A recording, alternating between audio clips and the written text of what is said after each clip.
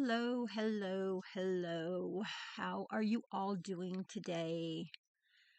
Thanks for being here with me today. I sure do appreciate it. I know you could probably be many other places, but I appreciate you being here. Hopefully you stick around. Today I'm going to talk about Christine Banfield. And the piece of crap who murdered her.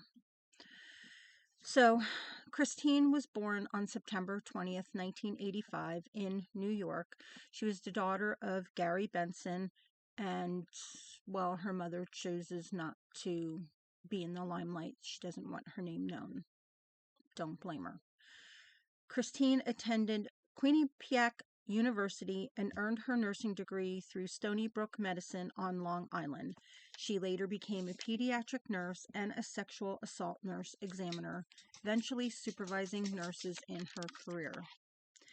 But before I go ahead and get into the story, I would like to ask you to please subscribe to my channel, hit that thumbs up button. It helps me out dearly. I would greatly appreciate it. Thank you. So on to the story. In October of 2021, so the story, it's only a few years old, the couple hired an au pair named Juliana Perez Magelhaus. I'm butchering that name. I would apologize, but I have no respect for her.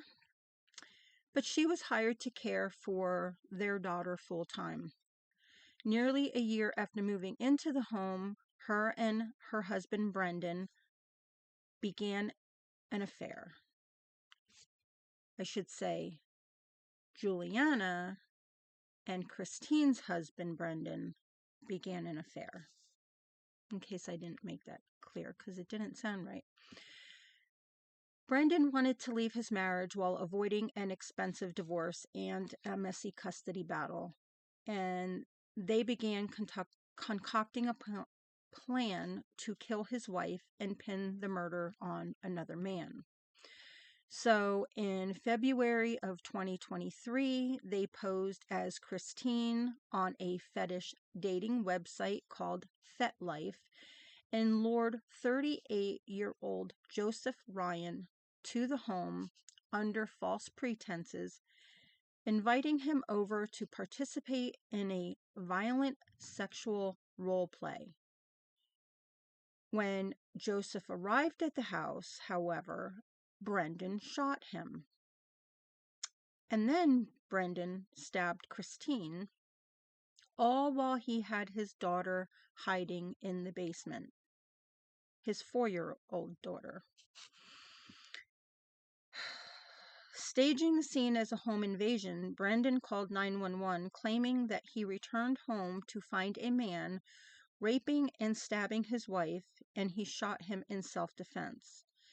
He left his gun safe open to make it appear like he had grabbed it spontaneously, and even poured some of Christine's blood onto Joseph Ryan's body. Now, Brendan and Juliana both took the stand during the double murder trial and gave conflicting accounts about the killings. Surprise, surprise. The judge ordered Brendan to serve consecutive prison sentences for his convictions on a firearms offense and child endangerment charge.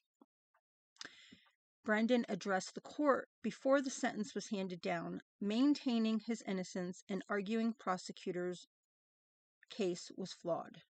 He said, "I'm not trying to diminish in any way what Christine's life was. She truly was a caring mother, a caring wife, a loving nurse, but I am not responsible for her death." Christine's sister, Danielle Hawker, recounted fond memories growing up alongside her beloved Sissy. She said, "Since losing her, those same memories have changed. They're no longer just joyful, but layered with grief, each one a reminder of both how much she had and how much was taken from her." Christine was a dedicated mother to her young daughter, Valerie, who will now largely know her mother through stories that she hears from others. She said, "I will be there, never to replace my sister, but to tell Valerie who her mother was and remind her of her big laugh and even bigger heart. I will tell Valerie how much she was loved by her mother, and I will forever carry both the grief of losing her too soon and the gratitude of having loved her for 37 years and being loved by her in return." She said she truly didn't know Brendan at all. She said, "I don't believe anyone did, not family, not friends, and certainly not Christine.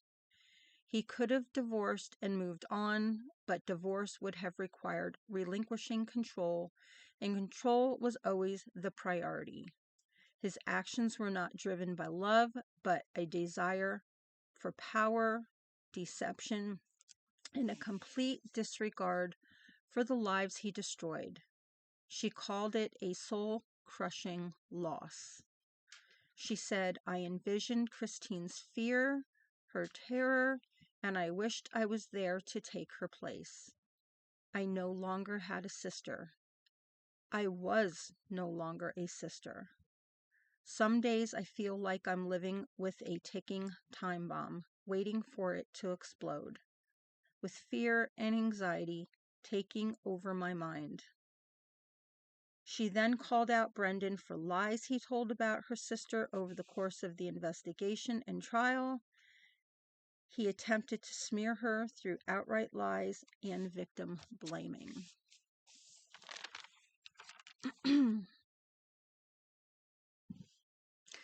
Joseph, Ryan's mother, remembered him as a kind human being who had full life of meaning. She said, "Brendan will remain known as an abusive father, the brutal murderer of his dedicated and compassionate, beautiful wife, and a narcissistic killer of an innocent man. My son's legacy is one of selfless love, while Brendan's is one of selfless evil." She said when the police gave her the horrible news that her baby had been murdered, she let out a primal scream. She said she was the last person he called the night before he was brutally murdered. It was the last time she got to hear the word mom. She said he lived with his grandmother and was dedicated to her health and her well-being. Joseph's aunt, Sangeeta Ryan, does not forgive Brendan, who she said made a calculated decision to kill her nephew and then distort the truth to dodge responsibility. She said, "Today we take back Joe and Christine's memory from the lies, from the manipulation, and from the man who thought he could control their story even after taking their lives." The judge said, "It is a harsh sentence, but in this case, it is a justified one. The disregard of the life of your wife, someone you supposedly loved, is almost unfathomable.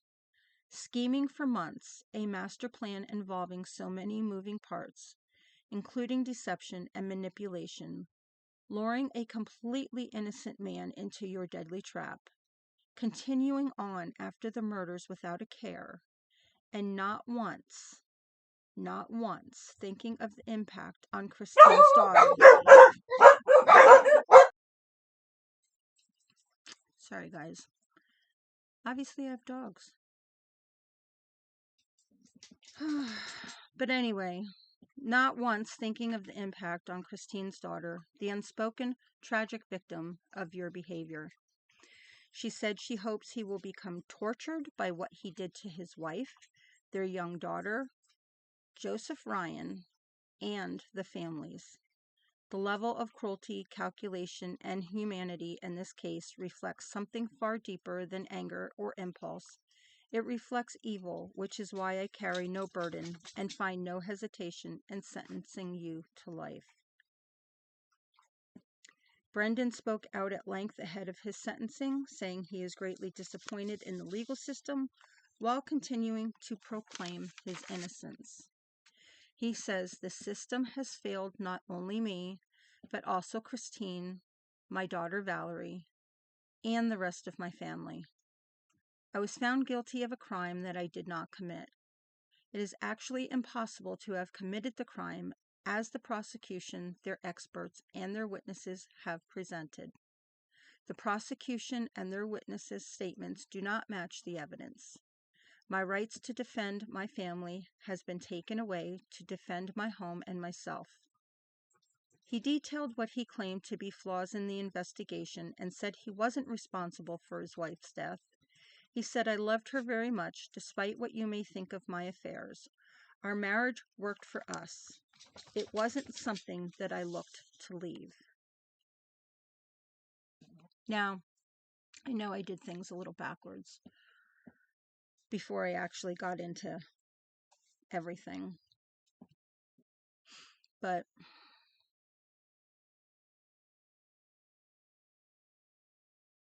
this guy disgusts me. People like him disgust me. Instead of going through a divorce, for whatever their excuses, money, which is apparently what his problem was. So you'd rather take somebody's life than to give up half your money, half your assets.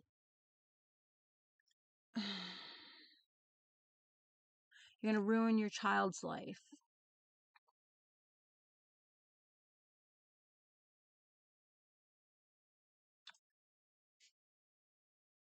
So Juliana, this au pair, stated on February 23rd, 2023, Brendan allegedly instructed her to call Christine's phone when Ryan entered the home as he waited at a nearby McDonald's. So Brendan left the house and went to McDonald's. He also gave her a gun.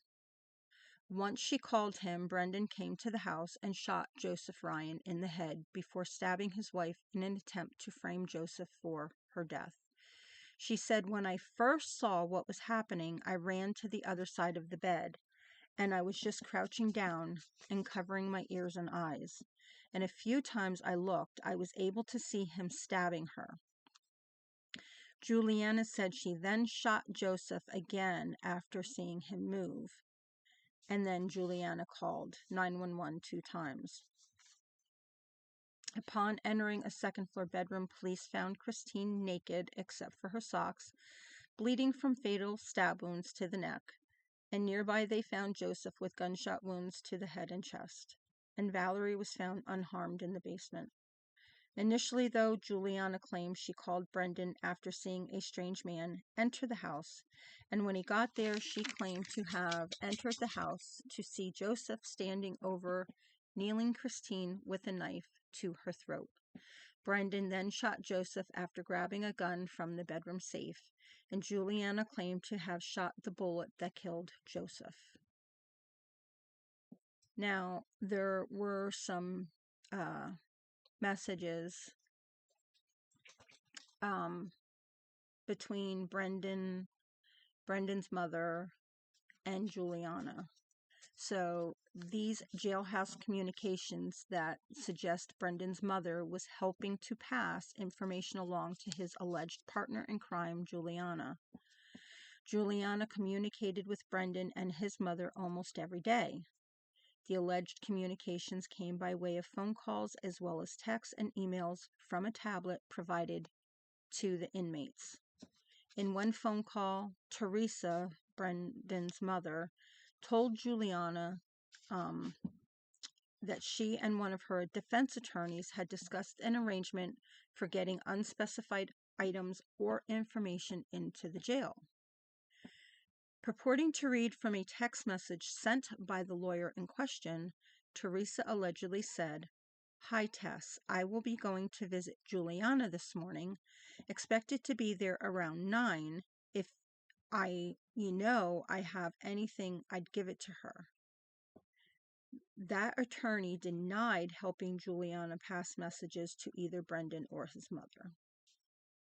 Now, the precise nature of the alleged information is not entirely clear.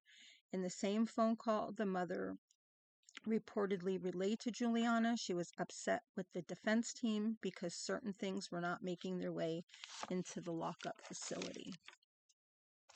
She said it was the only way we can communicate with her about what's happening. Detectives alleged that both mother and son separately spoke to Juliana on recorded calls, telling her not to talk about the case because the calls were being recorded. So,